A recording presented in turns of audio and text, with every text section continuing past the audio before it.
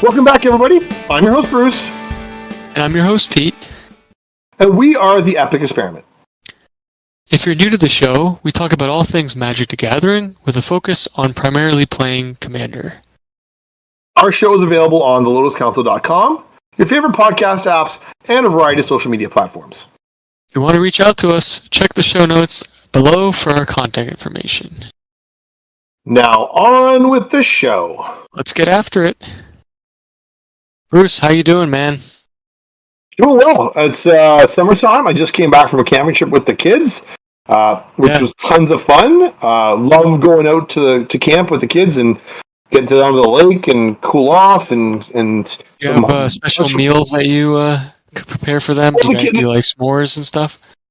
The kids just like it. The kids just like doing simple stuff. We're like doing hot dogs and craft dinner and marshmallows and that sort of stuff by the fire, and so it's sort of low stress, and they get some treats out of it. They're like one of our favorite things is actually breakfast food, and so we have this prepackaged oatmeal that comes like by Quaker. It's called Dino Oatmeal, and it's got with the little with the little dino shapes in it. I remember as a kid I had them a little. Well, it's like little dino eggs, right? And so so the treat is that they only get the dino oatmeal when we go camping. And so they're always like, Dad, we gotta get Dino Oatmeal. I'm like, okay, we'll get Dino Oatmeal for our camping trip. So that sort of stuff makes it fun. So I've been playing actually a lot in person with some friends in the local area. Nice. I built a few new decks, so it got me thinking about the whole idea of like how we started and how we've been upgrading our decks. And I've been trading with some friends actually. I know trading hasn't really been the most popular thing for Magic players, but in recent years. There's an underground thing, there's like an underground thing going on in where I am with my buddies. So we've been shifting, throwing cards at each other, physically and metaphorically. So that's interesting. Audience, you may be aware that I started playing back Return to Ravnica, and so I remember going to my first GP Grand Prix when they used to hold those. Now they're called Command Fests or whatever, they changed their name, but I remember going to a Command Fest or a GP and trading with people with backpack grinders, guys who had their binders in their backpack, pulled it out, and you'd make swaps right there on the floor of the convention center. Yeah, and it was cool. Like I remember getting some really great deals on cards for stuff that I wasn't using, and I got good stuff back, and like it was a really neat way to do it. Whereas now. And I remember it sort of shifted. Like it moved from being backpack grinders, and then people were actively trading on Facebook platforms and social media. And now, like, that's all disappeared. There's no way anybody's in their right mind is trading anything unless he's your friend. So, and as someone who doesn't get a chance thinking, though. Yeah, it got us thinking. Like, how has this evolved, especially for newer players? Mm-hmm. I have friends from various socioeconomic backgrounds that I play with. So, there's a guy that I knew. I think he was displaced for a little bit. He's good now, but I was playing with him in person. He has a job and everything. He's doing fine, but at the time he was moving apartments. So it's very interesting to see like how he was storing his stuff and also like how he was growing his collection to, be able to have more decks over time. So it was something that we figured we float, and we're excited to have the conversation. It kind of gives us some nostalgia.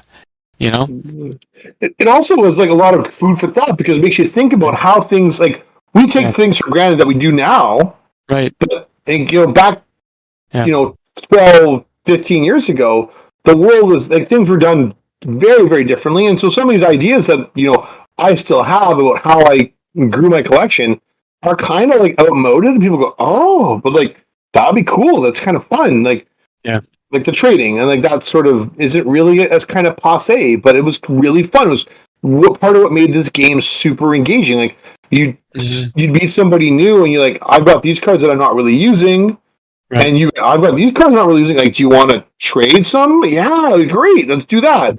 And then if you got into like somebody else's like they're good stuff. Like here's like the stuff I don't really want to trade, but I will if you've got something good to trade. And like there was that too, right? It was kind of neat. There's the bargaining portion of it and everything. We'll get to that, but first, let's do our favorite section, our favorite segment. We've got garbage or great. Yes. Yeah. Love it. Love it. Okay. Okay. So I was super excited by some of the previews from Bloomberg. So in case you're living under a rock there, audience, Bloomberg comes out, the pre-release is literally July 26th. That's like 10 days from now. Yeah. Crazy pants. So one of these cards got my attention. This one is Hugs Grizzly Guardian. Oh boy. So X, red, green, legendary creature, Badger Warrior. He's 5/5 and he's got trample. And when Hugs Grizzly Guardian enters, exile the top X cards of your library. Until the end of your next turn, you may play those cards. You may play an additional land on each of your turns. I love this guy. I think this is super fun. Yeah. A whole bunch of reasons. Do you want to hear my reaction first, though? Yeah, go for it. Tell me, do you like him? Am I the only one out on a limb by myself? So, I was thinking about like Tamir Sabertooth. Yes. So you just continually bounce it back to hand, similar to what people do with Atali. They do that with CDH, but they also do it with I did it with Ilharg today, where I attack with Ilharg. You can't do it with this because it's an X spell, but if you can find ways to continuously do this, there could be some really interesting stuff. And commanders that will care about that with the X. So Faldhorn, playing things from Exile, Gruul, Colors. Mm-hmm. If you're playing Landfall, people are probably floating Landfall with that too, but I think more so the whole bounce effect, bouncing it back to hand and recycling it, even for 2 is fine. Yeah. Doesn't punish you too much, but I don't think I'd put this in my current Gruul deck, Bruce. So I guess for some caveat, I don't think it fits. So that's fair. I mean, so I know your Gruul deck is far more predicated on dealing damage. That's your Xenagos, the god, where I've got a number of iterations of Gruul decks that I would oh, what do I want to do? And I was building. I was sort of fooling around with Roxanne, and I don't know if I want this or Roxanne. It definitely goes in the 99 a bunch of decks because it provides card advantage. It provides a little bit of ramp potentially because the extra land per turn is actually pretty big game. It synergizes with oodles of new commanders so Faldorn, like you said, Rocco. There's a Rocco that plays things from Exile. There's that Tamir one that copies X spells would be interesting. Yeah. The Kalanax. Kalanax would be good. No, it's a Fallout Warhammer. Oh yeah, the Tyrannid one. Yeah. Mm-hmm. Anyway, there's lots of cool things to do with this guy. I think he's pretty cool. I think I might actually either I think I want to take Faldorn and tweak Faldorn. Either he goes in Faldorn or Faldorn goes in him. That deck seems to me to be the most obvious home. Yeah, I think you should try it both ways. Yeah, it's almost like your secret commander, right? You got commander and then you got whatever is supposed to be in there that's the hidden thing. And making it interchangeable is really fun. I feel when you have multiple creatures that could be the commander, you can play it 4 or 5 different ways. And I find that very, very fun to see people do that. I have some friends who do that, where they have a commander, but then they have 2 other cards that could be the commander, and they like to pull them out and swap them out. So, yeah, cool. I'm excited to see what people do with this, especially in Draft 2. So it'll be neat to see what this thing will do, and in Standard too. So we've got the next card. This is from Doctor Who. So this is never seen this card. What is this? This is Wilfred Mott. Okay, Wilfred Mott, human soldier, 2/4. Look at this. Look to the stars. At the beginning of your upkeep, put a time counter on Wilfred Mott, then look at the top X cards of your library, or X the number of time counters on Wilfred Mott. You may put a non-land permanent card with mana value 3 or less from among them onto the battlefield. Put the rest on the bottom of your library in a random order. I have never, ever seen this card. This is super... this is neat. I like this. Alright, so... I think what appeals to me on this one is the fact that you just get your value out of this thing. If you have built your deck properly, if this sits out there for any length of time, and then this also like pays you off handsomely for proliferation, like this just seems like it leads to silliness. And I love it. I think this is super cool. I'm just sort of checking out the EDH rec page, like where is this going? And I'm disappointed. Like the only commanders who are playing, like who have this currently listed, are Doctor Who commanders, with the exception of Denley, which is like okay, that's pretty. Delney, yeah, that one. Yeah. And the other one is Zur the Enchanter. That was just kind of sure. That's pretty funny, actually. That's pretty unique. That's pretty interesting. I was thinking that you could put this in a deck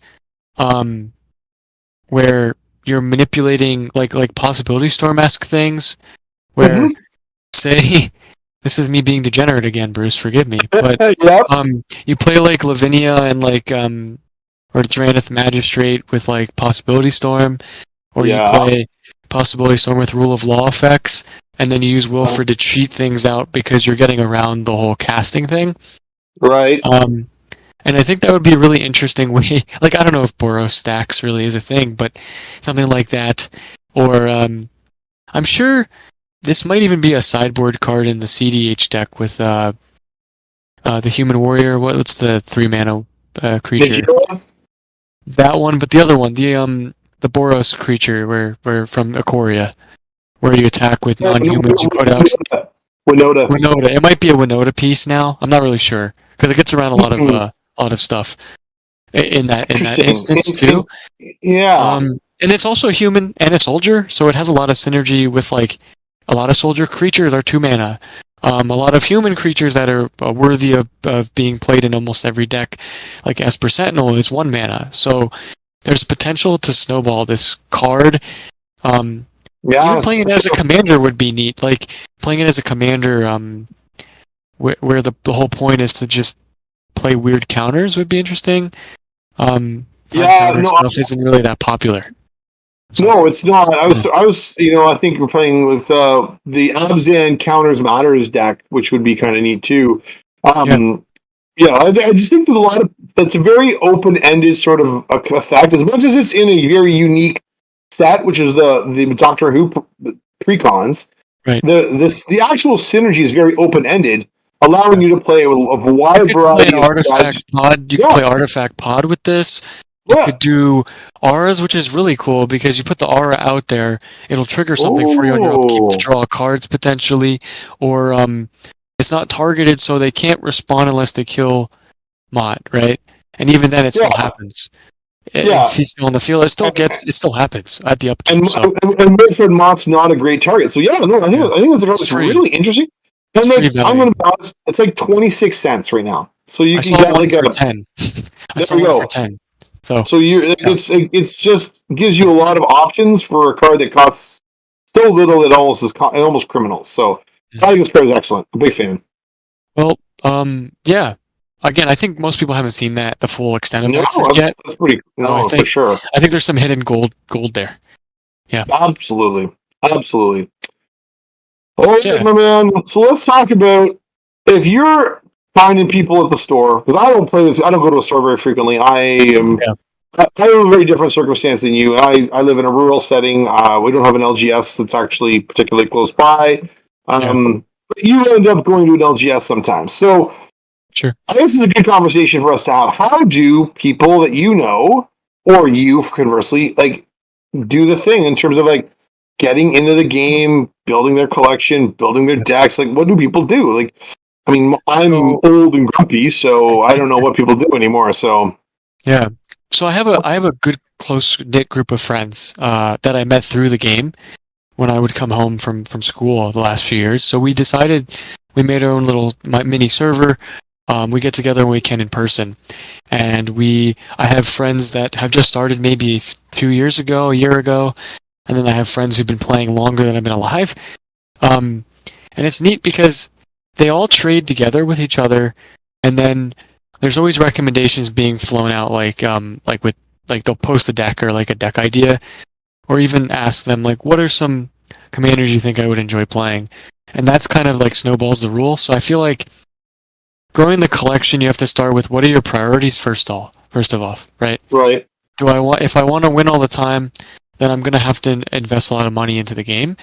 If I want to have some have some good times with my friends and win a game here and there, I might not have to invest a ton of money to potentially enjoy it. And a lot of my friends started with pre-cons, upgraded those, and then or they started with a card they were gifted by a friend or a partner and started with that. Like I have a friend who plays an Impakal. It's a budget deck. It's probably $200 or $100, and that thing smacks the ever living bejesus out of you. You know what I mean? Yep. And it's not expensive. Most of the cards are very, very affordable, and the deck runs very nicely. So there's no token doublers. It's very, very like fair, right? In terms of the budget matches the overall power of the deck, but the deck can compete in pretty much any setting because it's built well. So I think the emphasis is really building the deck well when you start out first, and then like you can do the janky stuff later when you have more like I guess money to put aside to just invest in things you want to just have in possession of, right? Right. Because like I noticed when they started, they had one deck that was very, very consistent in terms of what it does. It does the same thing every time. And then they started to branch out into these more like niche things, like decks that you don't see every day. So I think that's kind of like how I started too. I started with Alesha because it was affordable to buy a lot of these cheap creatures, and they were power 2, and I didn't have to spend a ton of money to like do something. And then I started to branch out, and now I started to do my own thing and things that I really enjoy doing in this game. So I think figuring out first like how do I like to play the game, what precon might fit my taste. Or like where do I have access to cards is a big deal. A lot of my friends don't have that access because they just don't have the budget for it. They can't go to a store and drop $100. You know what I mean? That's just not. They have to feed they got to feed their families. A lot of them have young kids. They're like 25 with their first kids, so it's tough. It's really tough for them. So we encourage proxies too, heavily proxy. Like please proxy your whole deck. We don't care. As long as you have access to the cards and you get to play, we don't really care at all. At all. I echo that. Like I was fooling around with the idea of a CEDH deck, and like a lot of the pieces for a CEDH deck are not overly difficult to track down, but of course there's always those high end pieces that are going to break the bank. Proxy those, and like there's no point in paying $1,000 for $1,000 for whatever. No, it's not worth it. So you go and proxy that stuff, put it in your deck, and like most people get it. Like they understand it. That's a great way of keeping the cost down. I've seen it with my own kids, right? My own 2 boys are getting into your mentality is not necessarily just hanging out with friends. You're hanging out with your sons. You're getting them acclimated to a hobby that you really love and that they are starting to enjoy as well. So it's always fun when you gift them cards, and that's a big way of hobby. The rule around here is pretty much like the boxes of commons and uncommons, they can root through them and pretty much use whatever they want. If there's boxes of rares or the trade binder, like they need to ask Dad if they can. But like they build their decks with commons and uncommons all the time, and then they add whatever packs if they receive packs as birthday gifts, or if a special occasion comes along, they get a pack for Christmas or whatever. Those cards get integrated into their decks pretty readily, so they don't get a lot of packs. They don't bust a lot of packs for giggles, but they get free reign to rifle through my boxes of refuse and junk and old cards that are like that I wouldn't be using in my decks, but they're big, perfectly playable cards, and so I can see them in the process of constructing decks and looking for synergy and looking for pieces that go together. And looking for like, does this match my theme? And they're 9 and 11, and like so, I know there's players out there that are doing the exact same thing as new players. They're experiencing the game and finding new things all the time. This would be great. This should be a fantastic inclusion in my deck, and it's an uncommon from a new set. Like one of the nice pieces that we've seen is that the people complain about power creep, but power creep means that other cards get pushed aside, their price drops, and they're affordable, or new things that get printed in wide supply are powerful upgrades, or echo back on a theme that was seen previously. So I think there's lots of great stuff to get into there too.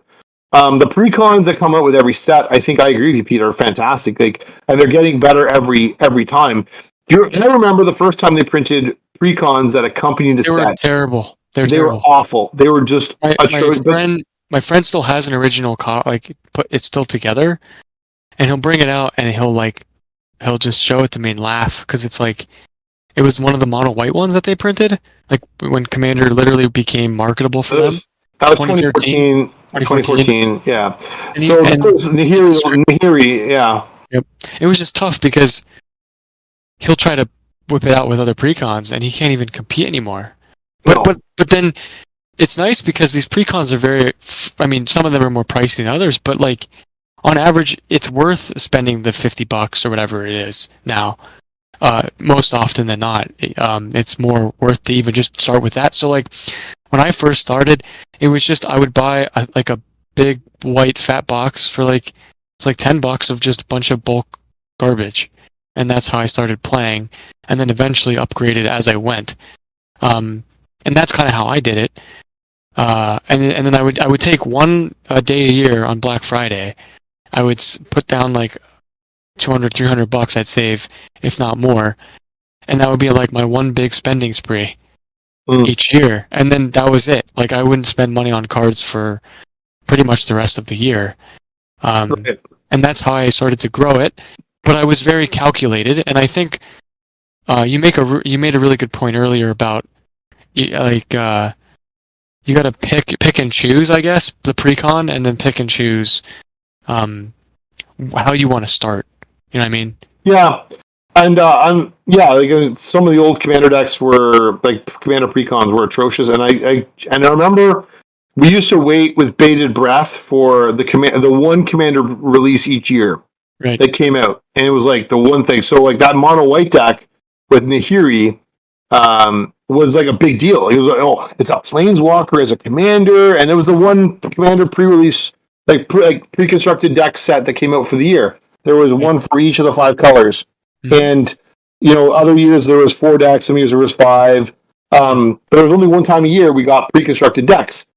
And then we switched when we went to Zendikar Rising. It was like 2019, I think. Yeah, just before the pandemic. Yeah. And Zendikar Rising came out, and we started getting decks with each set, and and they were cheap, and they were like $20-$25 a piece. They were terrible. They were terrible. Absolutely garbage. Yeah. Yeah. I remember because I bought 1 or 2 of them, and they were just I threw them against the wall. I hated them. Well, I bought the Oberyn deck, and I tore it apart and used it for landfall pieces. Sure. That's what you would gut them, right? You would gut them. Yeah. And then and over time now, like here in 2024, 5 years later, the decks coming out as precons are excellent. They're excellent decks. They cost a little more money, but they're worth it. Like last summer's Sam and Frodo deck that I bought, I have 0 regrets about purchasing it because it had a toxic deluge in it. It had Sanguine Bond in it. It had a bunch of cards that used to be $25-$30. Yeah. And now they're not that expensive. They had a Birds of Paradise in there too. That has a pretty cool art. It was cool. And the pandemic changed the game too, because it was one of those situations where I actually was trading with people online because there was literally nothing to do. So I was actually shipping cards to people, and they were shipping cards to me. And we would split the difference on the shipping or whatever. And it worked out for me, right? And it worked out for them. Because we actually saved money in the long run. And I guess that was when I started to proxy a lot more too, because the pandemic was like, well, it's really hard to get to stores now. If I want to test decks, how am I going to test them? So it was nice because proxying used to be this like no thing to do, but because of this necessity, people find a way. And I think if a newer player wants to test a deck, I have no problem. Like I said earlier, proxy the whole thing. And then when you upgrade, it's always nice to know like this deck is functional, so the money I'm spending actually is furthering my goal. Because like the old adage, you got to spend money to make money. It still applies to these sorts of things. So I've had friends who they trade with each other. I definitely have traded a friend like we'll like add up the amount it costs, and I got like 5 or 6 cards I need for a deck from one guy because I traded him a $5 card, but all these cards added up to $5, and it was like terrific. So I think finding people that are willing to trade as well for new players is it's the most value you'll ever get, because you're actually getting for value. You're getting 100% for 100% most of the time. It's so refreshing, and it's like, and I know some people have a hard time with trading because of the fact that, like, well, your card's 20 cents more than my card. I'm like, but that doesn't matter. The point of the game is to spread the game, right? The point of the game is to spread the love of the game to other people. Or like I have friends who are like, "Can I take this card?" I'm like, "Yeah, sure." And I might take a picture of it because I want to remember that I need a copy of it or whatever. But most of the cards I trade, Bruce, I don't even remember that I had them in the first place. That means I didn't miss them. You know what I mean? Like, I can show you wrong. Like, if I've seen. There's lots of cards around here. I'm like, do I actually need these cards? Yeah. The answer is probably no. So, like, I mean, that's a whole other finance conversation, but, like, that's what I tell the boys. Like, if it's a common or uncommon, if Daddy needs another copy for his deck, it's 25 cents at the store, and you boys are going to get hours of enjoyment of playing with it. So, fill your boots. The justification is you want people to enjoy it and to absolutely do it. So why not make it accessible in that sense? This game doesn't work if we don't have players to play with. So if the game is gate capped by the price of cards, then we have a problem. So in terms of an upgrade, because I know people are hesitant to upgrade, but there are a lot of budget options now. For sure. Like you can upgrade a deck for $20, and the deck will run really well depending on what you're playing. It's really nice. Sometimes I actually will slash down. Like, I'll cut the expensive card for a cheap card, like a common, but the common works. And then there's friends of mine that they kick my butt with commons all the time. And uncommons. It's not really about the rares and mythics. It's about the deck itself. So I think being systematic, like, okay, you can use Moxfield to get ideas, but be careful with the approach of the cost that you see online. And then also, like, you could potentially make the same deck cheaper if you know what synergy you want to do. Like, you can make a sacrifice deck that costs $50. You know what I mean? Yeah. Realistically, you could totally do that. Part of the upgrade piece is that you have to think very critically about what the role of, we talked about this a few weeks ago, what the role of every card in your deck is doing and serving. And the card might be a $30 card, but if it isn't advancing your game plan, it's just a $30 card in your deck that's maybe just a generically good card. And don't get me wrong, those cards have a place in your deck too. But if you really want the synergy, or you want the card that plays into your strategy better, it might be that common. And you have to be really ruthless about the choice you make. Are you playing it because it's worth a lot of money, or are you playing it because it actually furthers your game plan? I think so. That's when you talk about upgrades. That's a really interesting way of making sure that you keep your budget under control, because you do ask yourself the hard question: do I need this expensive mythic? You might really want to play it because it's shiny and cool and the new hot toy, but maybe it's not the right fit. And actually, what you need is that common that came in the same pack, but does the thing that's a little bit better than what you got right now.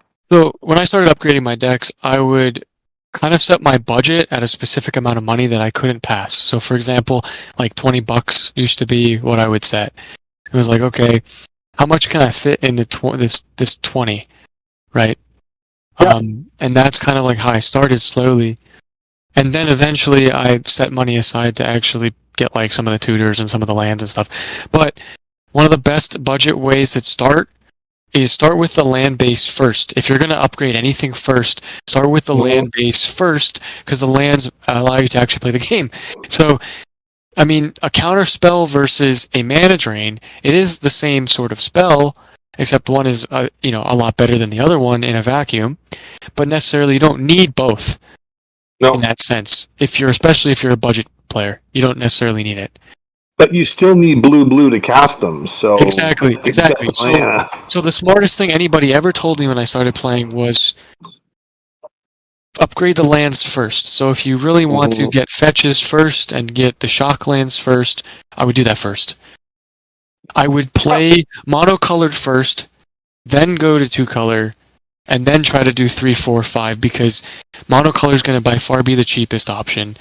2-color is going to be the next cheapest, more affordable in terms of like the mana base, right? Mm-hmm. I'm saying mana base strictly because let's face it, there are some Dimir decks and some other decks that are very expensive.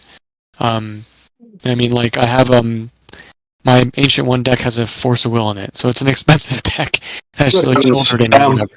Right. But yeah, so basically, like the research part of it. If there's anything that we want to be taken away from this conversation, is I'd be very systematic. Ask people, like, what are you playing in your deck that you play in most decks, right? Like in general, because most people are not spending $100 per card and like foiling everything out and everything, right? Most people are playing a budget version of something. They might have a few really expensive cards in their deck, but I feel like most people you'll see in the wild, you know what I mean? They might have one Force of Will or something, but most of their deck isn't, $50, $60 a card. No. But you never know. It's true. It's hard to sustain that for long. So you're absolutely right. I think everybody's probably playing some version of a budget deck. It's just they may have congregated their expensive pieces in one build, or they might have them spread across a number of builds. The other thing I mentioned was when we were talking about this with some friends was I buy foreign language cards. Granted, that's not the best for new players, but that's something I used to do when I started playing. Yeah. I would buy the most beat up version of the card, the most trashy version of the card, and sometimes it was going to be in Japanese, but I knew what the card said, or I would write it down, like on like a sticky note or something. I will say there is a big like caveat there, folks. You need to be able to remember what the card says or does. So if the card is likely to have a big brick of text, then maybe you shy away from getting it in a language you can't read, because of the fact that if you are asked for a translation, the other interesting piece is the alternate variants. Like, so the Strixhaven Mystical Archive cards, they had the ones that were for North America, but they also had Japanese printings. And so, like, if you weren't familiar with what art went with what card, you might get the shock mixed up with the faithless looting with the whatever else. Like, so you need to know what your foreign language card is, so you keep it straight, so you don't get them mixed up while you're playing. Also, some secret layers. The card might be cheaper than the original card, but that's because it might just have the name on it and not have the actual text. Like someone played a Death Baron with today. I was playing in person. The Death Baron was like an old school looking, like comic book style text and stuff, but it was full art, but it didn't have any other text. It just said Death Baron on it. It was very interesting. It was really cool. And like I know what the card does, and most people that I play with know what the card does. But if you don't know what the card does, I mean, you can look it up, but it's one of those situations where a new player might not know exactly what it does, or it might have to ask again. Oh, it gives it that touch and +1/+1. I didn't actually know that. Absolutely. I'm gonna have to take back this attack to you or whatever. But I guess the next sort of idea is once you start upgrading, I was going to jump in here because I think this is a good opportunity to talk about, like, if you do decide you're going to go start buying cards to upgrade your deck, it's really tempting because now things have been super easy and streamlined for us. Like when I was starting to play the game, EDH Rec was just barely getting its feet underway, like just barely getting going. Now you have multiple deck sites for Commander, whether it's Moxfield or Archidect. You've got EDH Rec. There's so much data out there for cards, and all these sites will aggregate the cards that are commonly played in that particular deck. Mm-hmm. So that when you go play, I want to order all these cards, you can probably click a button right from Moxfield, and we'll list all the cards that you identified you want to add to your deck. You got to be careful of keeping that. Because sometimes those sort of aggregators don't always find you the most cost-effective card. They sometimes might find the most commonly used card, which may cost $3 or $4 more than another version. So just if you're going to click the button because it's easy, take the time to double check to make sure and price check to be sure the card that you're picking is actually the cheapest version, so that you're getting the most bang for your buck. That can be a situation where you led astray. You can also pre-release weekends. That's an easy way to grow your collection too. I did pre-release for Outlaws of Thunder Junction a few weeks ago, and that was really nice because it was like $30, but you get like 6 or 7 packs of cards, and then sometimes they give out free promotional stuff too. So it's always 6 packs. Thank you, Bruce. So that's another kind of clever way to do it, because that's when I first started playing. I went to a few pre-releases. It was like $20 at the time, 25, and then it was an easy way to like get cards from the new sets. And sometimes they'll even sell those kits later on. Like if they have overstock, they might just get rid of them for like half the price. And they make great birthday and Christmas gifts for people. Yes, they do. No, for sure. Like the pre-releases are great. There's usually pretty good price support too. Most stores have some decent price support because they're trying to promote people. So you're going to come out with a bunch of good cards that you like to play with, and you had a chance to try them, so you know if they're any good. You're like, oh, I want to use that one in a deck. Also, if you are wise to what's in the set and what's sort of been printed, maybe you can find somebody else who would be prepared to broker a deal. Like, hey, can I trade you these cards right here for your stuff out of your kit when you're done the event? Otherwise, you're going to get DQ'd. Yeah, you're going to get DQ'd, and I know people that will literally just buy it and just leave. Like they won't even stick around for the actual event. But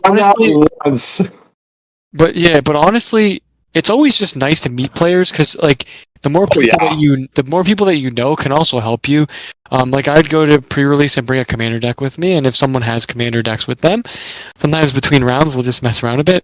It's nice to get opinions too. So like I think that'll help with the budgeting too, because those people that you talk to are like usually will be in similar situations that you were in at one point, or they are currently in the same level as you are economically, and and they also like the people. Magic players all have opinions around cards.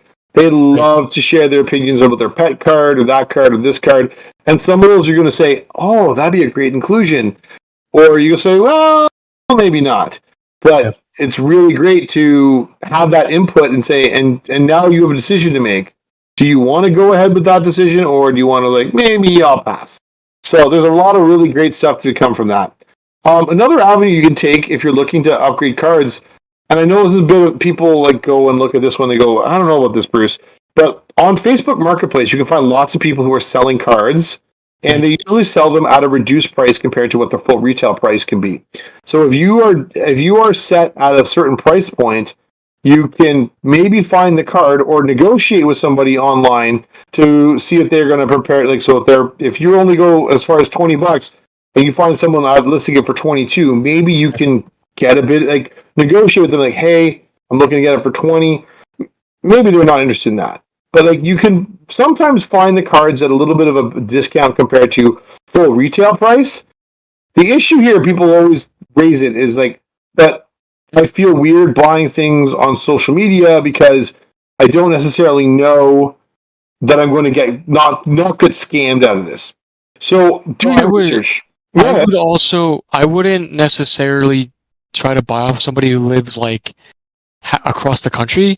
If you can find local sellers, that's the best option, because you can meet up somewhere. You can meet up at a local store. You can meet up at like community center or something. Yeah, and do it that way, because that's what people do. Yeah, like my girlfriend will buy furniture off of Facebook Marketplace, and she always meets up with the seller first to make sure that they're not scamming her in a public place. And honestly, public place is the best to do it. Or have them send you an actual picture of the card, because that's not costing them anything. You know what I mean? Yeah. And if they're unwilling to do that, then I wouldn't buy from them. Just pass.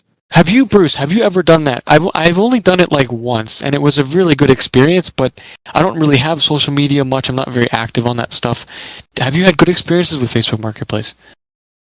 So I have, yes, as a buyer and a seller. That's good. But I mean, I go back to the same sellers over and over again right now. So I found, trusted. Yeah, you have your like network. Yeah, I found 3 or 4 guys that I know that if I contact them, they're going to send me the card, Right. and they know that I'm prepared to transfer the money. So that's been good, but I have to put my trust in them. So what I did the first couple of times to build up that relationship is I went and found a couple of cards that like not high end pricey tickets, like something that's $5. But if it gets lost in the mail, I'm not going to go and say, oh, my $5, boo-hoo. Like I'll be okay. All right, I'm not. It means I don't buy coffee this week because I spent $5 and I got scammed. Okay, but if I send that guy $5 and he sends me my card, he knows the next time when I ask for a $10 card. Cool. Do it again. You're aggregate. You're like you're like. And so you're escalating it each time, so that way the trust is there. Yeah, so you build up a trust to say, I'm prepared to trade with this guy, but I had to find 2 or 3 sellers that I like to deal with that respond promptly, that have reasonable prices, that are prepared to do shipping at a rate that I think is reasonable. But you also have to be prepared to accept that things like you have to be trusting that the person is going to do it right. So so it took me a little bit of trial and error. I lost one package. It never made it to me. It wasn't a huge value deal, and I was okay. But I'm not contacting that person. So you can do pretty well as a seller. Same sort of thing. I do a lot of my selling in person. So when people want to buy stuff from me, they meet me. I'll meet them, someplace close to where I work. Oftentimes, because I work in a big city. I work in Ottawa. So I can go in and have access to meeting people that way. Right now in the summer, since I'm home, what I do mostly is I bulk out large chunks of cards, and people come to my home. They come to me, and I just like, here's a box of stuff. Like, here's what you want. That's nice and personable too. Yeah. In terms of any sorts of single buying singles, just know you're gonna lose money. Like it happens. Well. Yeah. You know what I mean? Like I've definitely bought a card or like pre-ordered a card before that ended up being worth nothing. Like I bought it for $5 or $10 or $15 and it's like $1. And it feels bad. So I would just honestly, with the upgrading part of it, take your time. The cards will most likely always be there. There's always going to be demand for certain cards and certain strategies. So I try to like systematically. Okay, this is my list of cards that I want for a deck. This is how much I'm willing to spend at this time, and it works out normally because I feel like that delayed gratification. It not only helps me better understand how I want the deck to function because I'm taking longer times to actually build it, but also I'm not like getting anxious about having to spend $100 at a time, $200 at a time. I can maybe do like $10 every 3 weeks or every 2 weeks or whatever. So it's something that I've definitely put a lot of thought into the last few years. Any other thing that you want to touch on, Bruce? I feel like we've had a lot of good stuff here. The one last one that I want to touch on is the fact that the reprint schedule that Wizards is keeping these days is astronomical. And what is happening is that there's cards that were quite expensive and pricey, let's call it even a year ago, and that have seen a significant drop in price. I'll give you a great example: Branching Evolution. We were looking at it before the show. Branching Evolution in November 2023, which wasn't all that long ago. November 2023 was $17. All right. Yep. You can look at the price graph. It's available. You can see it. You can track it. Today, I ordered a Branching Evolution for the local store. I got it for $3. So if you know that a card is out there and you see it, and you're like, oh, that'll be really great in my deck, and now it's at a really reduced price because it caught a number of reprints, then maybe that's something that you jump on that opportunity to pick up cards. Another great example, Torpor Orb, which for a long time was an expensive item, got reprinted in Outlaws Thunder Junction. It's $3. And so if you're looking for that sort of effect for your deck, because you're a terrible human being and now you want to torpedo your opponents, then you can get a good copy at a very reasonable price. But you got to be alert to the reprint cycles.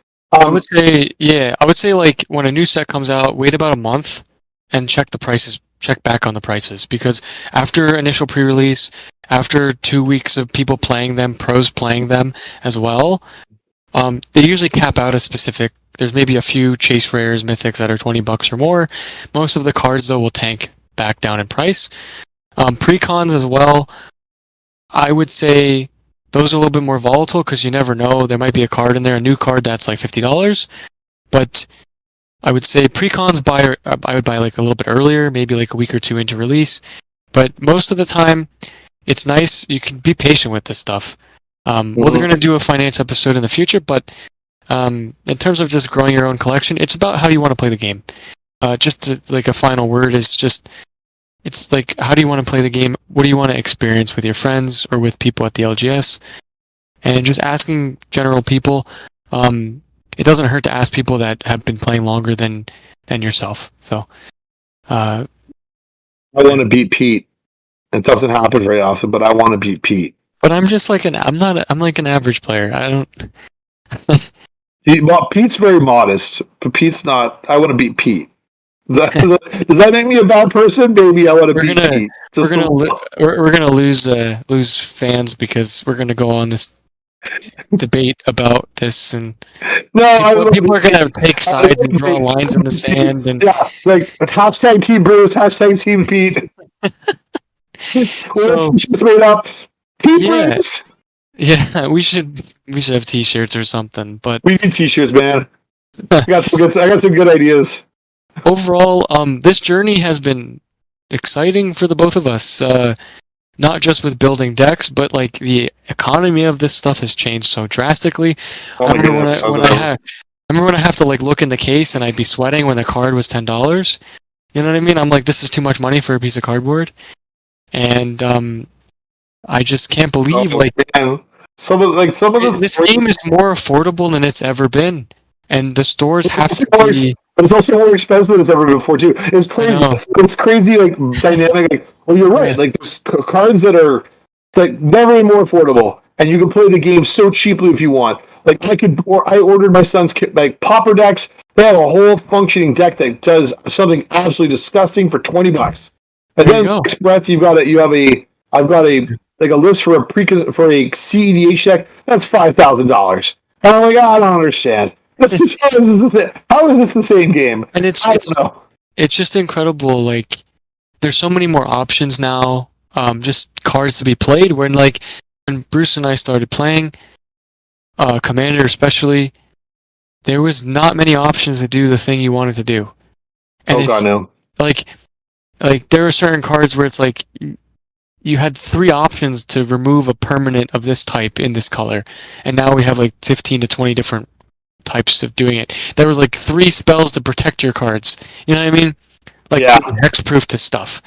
And now there's like a $2 uncommon from MH3 that blows up an artifact, an enchantment, and gains hexproof and indestructible to a creature. And you pay like 3 mana for it or something. It's crazy. Yeah, there's so many options out there, and you're like, it's fantastic. It's an absolute. It's like the Wild Wild West. The problem becomes that we get so distracted by all the glitz and glamour and fancy toys that we forget sometimes that what's the nuts and bolts of making our decks fun and cool and something that expresses ourselves. So there's so many great ways to play the game right now, and it's never been better. It's also never been easier to blow so much money so fast that you wonder what are you eating this week. All I can say, folks, is do your research. Keep playing Magic. Keep playing Magic wherever you can. Bruce, I'd like to thank our great support from local Discords, friends, some of our family as well. We're going to be taking a hiatus in August, so we've got one more episode, and then we're going to take a little bit of a break. We'll be back stronger than ever, and thank you all for watching. It'll be fun. You all for watching. Indeed. Thanks very much, everybody. Take care. Have a good one.